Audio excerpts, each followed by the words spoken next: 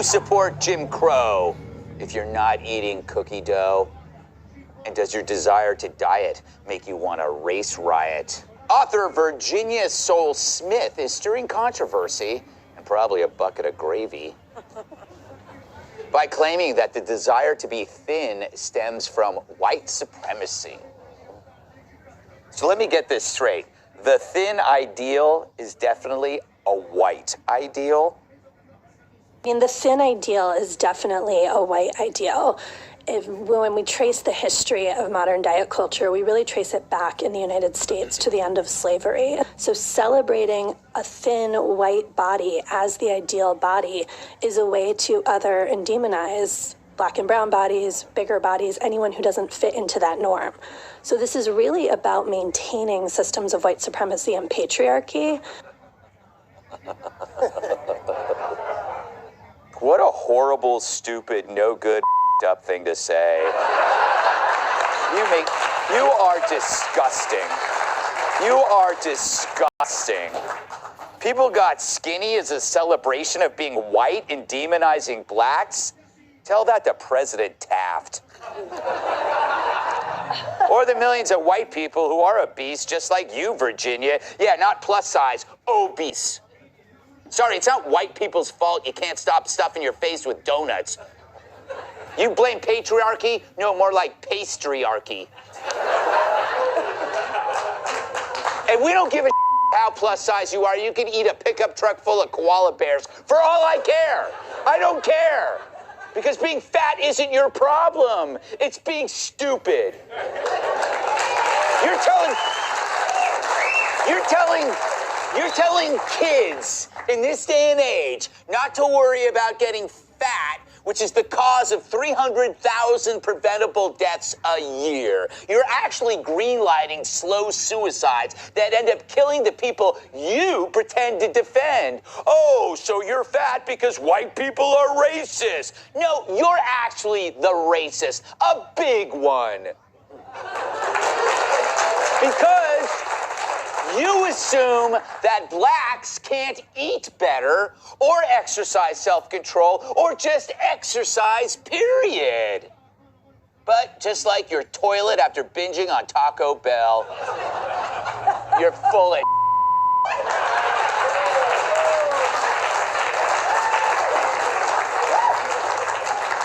Julie, this is like the most dangerous... Stupid. You know what I mean? To say that you can't control a preventable health risk because it's based on the end of slavery. How wicked is that? No, it's disgusting. I mean, I do relate with her on a couple things. Like, I too would like to be thin, and I am a slave to children. But I mean, how the hell does that make us racist? That, like, it makes absolutely no sense. And you know, what are they going to say next? That children are racist because they treat their parents like slaves? I don't know. I mean, that's going to be about as stupid as her claims are right now. Yeah. And she is a white, plump woman, so I'm not quite even sure where the hell she got this idea. Well, no, that's what almost all of these. No, I mean, almost all of these crackpot ideas come from white female liberals. No black person would ever, a black person hearing this would laugh hysterically and just go, "You're nuts." And don't eat my nuts. Pat. Yes. You're a racist. You know what? By virtue of your weight, you are probably the biggest white supremacist ever to walk this earth. How dare you flaunt your racism? What are you, a size 0? Yes. Yes, I am. And, you know, I think this woman is being really mean to me. Yep. She can do whatever she wants. Yeah. She can look however she wants. I don't care. But for her to get out there, and the fact that nobody questions these things and just publishes them, that to me is where it's crazy. This is from the article. She identifies as, quote, small fat herself, and advocated making the term neutral as opposed to derogatory. I'm like, okay, blah, blah, blah, blah, blah, blah. If I were in this interview, I would say, hold on a minute. Mm-hmm. What does that mean? Yeah. Nobody ever says that anymore. As soon as you bring race into it or phobia into it, anything phobia, people are like, and then that's how this dumb gets published. Yes. Nobody actually believes this. No, nobody can believe Nobody, this. it doesn't make sense. She gives you a point A, and then she gives you a point B, and there's no way that one gets to the other. Yes. She's like, you're skinny, and I'm not, and therefore you're a racist. Yeah. Like, Yeah. what are you talking about? I know, it's amazing. Right now, there's about 4,000 dogs in the city going like this.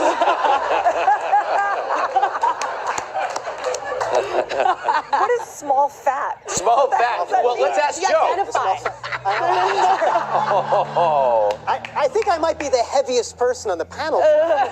Thank you. A small fat. Is that something you get at Starbucks, I think? Yes, small